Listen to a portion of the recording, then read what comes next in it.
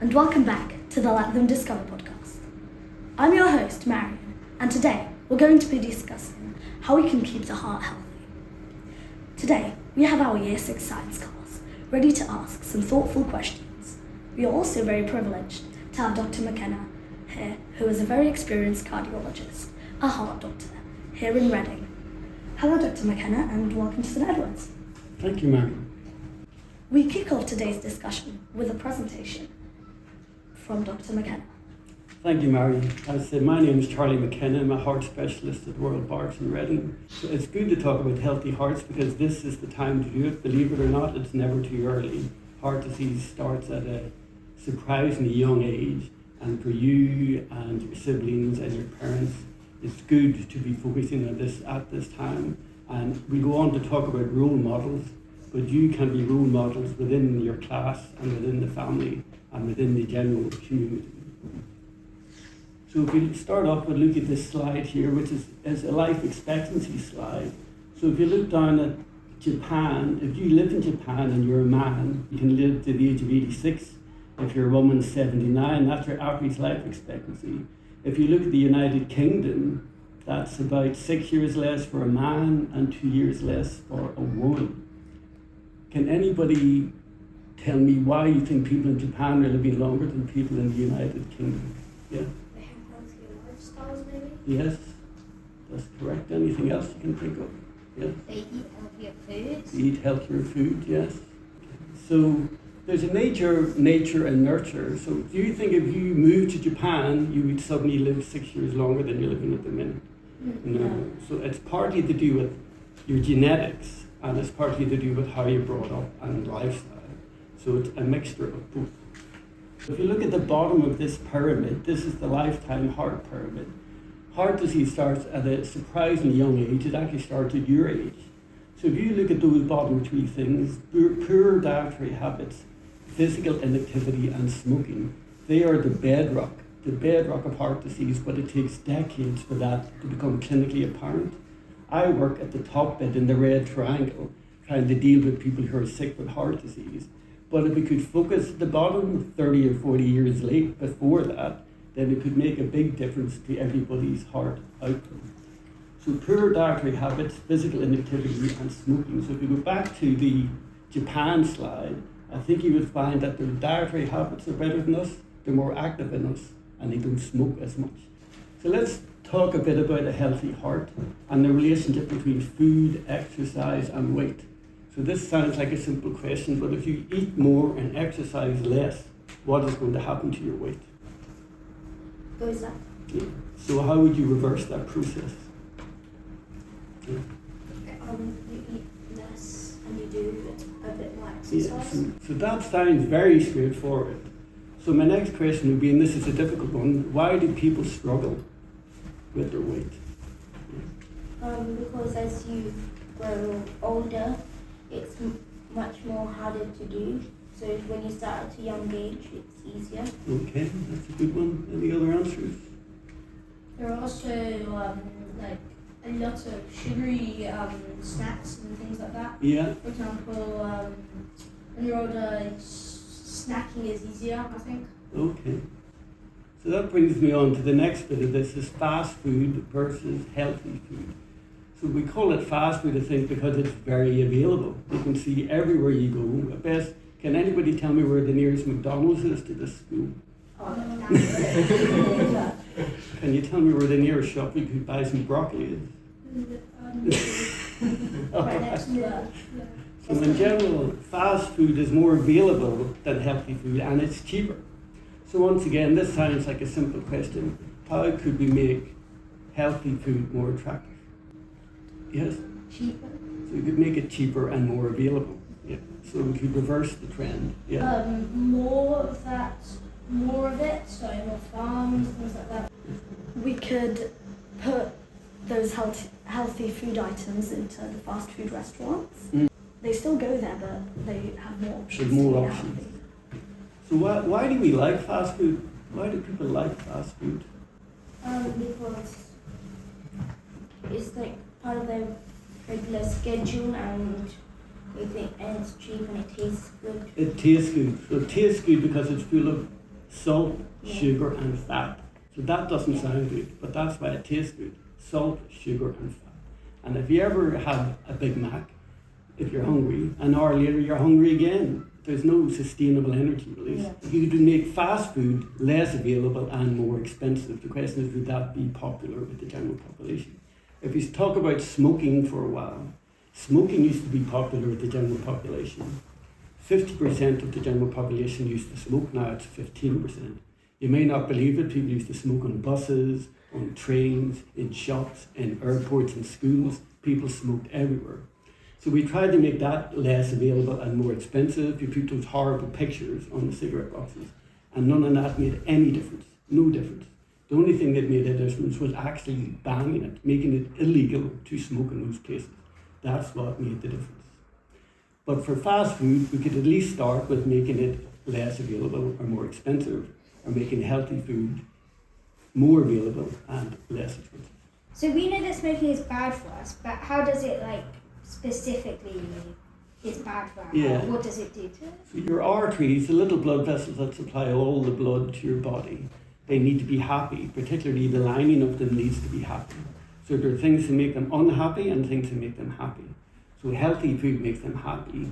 Smoking, poor dietary habits, and lack of exercise makes them unhappy, and then they're more likely to clog off and cause problems. You can have the choice of doing the right thing or the popular thing. So let's say the government here decided to, let's be radical, to ban McDonald's from the UK. Do you think that would make people want to vote for that government or not vote for that government? Yeah. And the government knows that. So rightly or wrongly, most of the time the government's more interested in getting back in and getting votes than doing the right thing. So sometimes it can be hard to do the unpopular thing, even though it's the right thing. But they managed to do it for cigarette smoking, and it worked. So we're going to talk about role models. So if you exhibit healthy heart practices, that's going to go to other individuals. Your parents, the same, teachers, doctors, everybody. If you look at advertising, we see lots of advertising for fast food. We don't see any advertising for healthy food. So the people who are selling the fast food and the advertisers also have what we call a moral responsibility, because they know, just like the cigarette company knew it was bad, they know it's bad, but it doesn't stop them selling it cheaply and advertising. We did some experiments on the heart and how the more exercise you do, the faster your heart rate is. And when you stop exercising, it returns to your resting. But how does this help with exercising? And how much exercise do we actually need to do to keep a healthy heart? So to keep a healthy heart, it's not about intensity of exercise, it's about duration and frequency. So you guys are probably doing this, 5 days a week, 30 minutes, but it doesn't have to be mad, it just has to be moderate exercise. Yeah. There's a difference between what we call aerobic exercise, running, swimming and cycling, and what we call anaerobic exercise, so that's just building up. So I think we were going to talk about gladiators later. But do you want to talk about that now, or do we have a question about that later? Well, I've also wondered, can you over-exercise? I think as far as looking after your heart, a moderate amount of exercise is enough. If you want to do more exercise because you like exercising, that's fine. But it doesn't necessarily come with any additional benefit to your heart. Yeah. If you exercise really often and you get really muscular, does it impact your heart or any part of your body? Does it make it worse, or is it, does it stay the same? So are you talking about gladiators? So those guys are very muscular. They're not fat, but they're very heavy, and they eat an awful lot.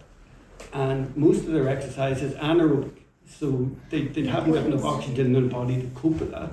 So they have to create the energy internally. And that produces a byproduct called lactic acid by clue acid. So that makes your arteries a bit unhappy. Your body doesn't like that too much. So it's best to have a mixture of aerobic and anaerobic. So a bit of muscle, but not too much. A lot of the guys also use protein supplements, and some of them use performance-enhancing drugs because it's hard to keep up that loop. So I would not promote that as a healthy heart option. So what's your top advice for young people to keep their hearts healthy?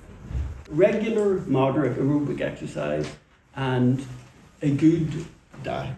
So I like to have fun as much as the next person, but I think it's all about moderation. So you can go to McDonald's occasionally, you know, you can have fast food occasionally, you can have sweets, but for the most part, you should try and eat a healthy diet.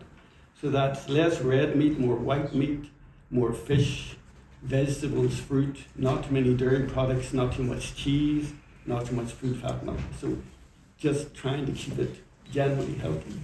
So what do you think the government should do to promote healthy habits? I think that they talked about having a sugar tax or a tax on fast food and making it more expensive. That's unpopular, but I think it's the next step. It's the way they went for cigarettes. Right, so we talk about role models. So if you look at this slide and tell me if this doctor is being a good role model. So this guy is advertising cigarettes, not making this up. This was an ad, but for many years ago. You won't see an ad like this today. Advertising is important because it has a big impact. We have a responsibility to control the advertising, and you know they're trying to look at in the evenings before kids are going to bed, they shouldn't have a certain amount of advertising in the television that promotes unhealthy lifestyles. If we could all look after ourselves early on and have a healthy heart, we'd be much, much less likely to have to see a guy like me later on in life when you have a heart attack. So if you think somebody's having a heart attack, what are you meant to do? Do you know? Call 999. Yes, you're meant to call 999. You don't phone 111, you don't drive to hospital, you phone 999. Does anybody know what if somebody was having a heart attack, what symptoms they might have, what they might feel? Panic. Definitely a bit of panic, yeah. Anything else you know? Is it like a bit that you're struggling to breathe? Or Yeah.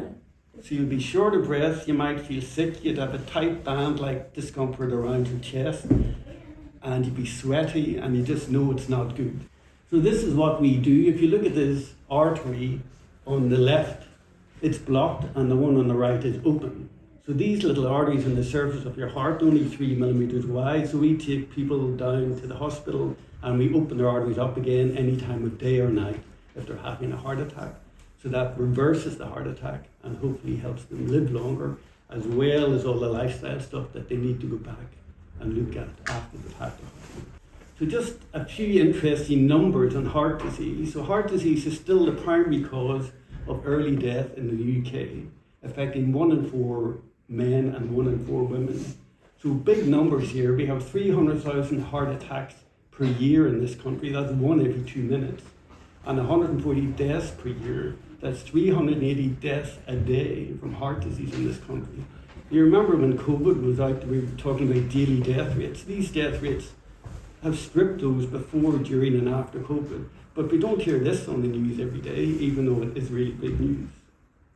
So the cost to the UK economy of heart disease is 30 billion pounds a year.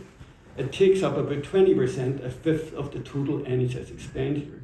That's an awful amount of money. So going forward, if we could use some of that money back down that pyramid, dietary habits, smoking, exercise, and encourage all that and advertise that, then we wouldn't be spending it when to an extent the horse is bolted to somebody who's actually had a problem.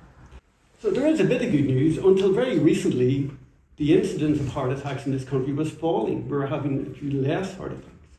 So these are the lists of things that caused that to happen. There was a big fall in cigarette smoking for the reason I mentioned. 50% of the population used to smoke, now it's 15%. There's been a fall in high blood pressure, we're treating that with drugs.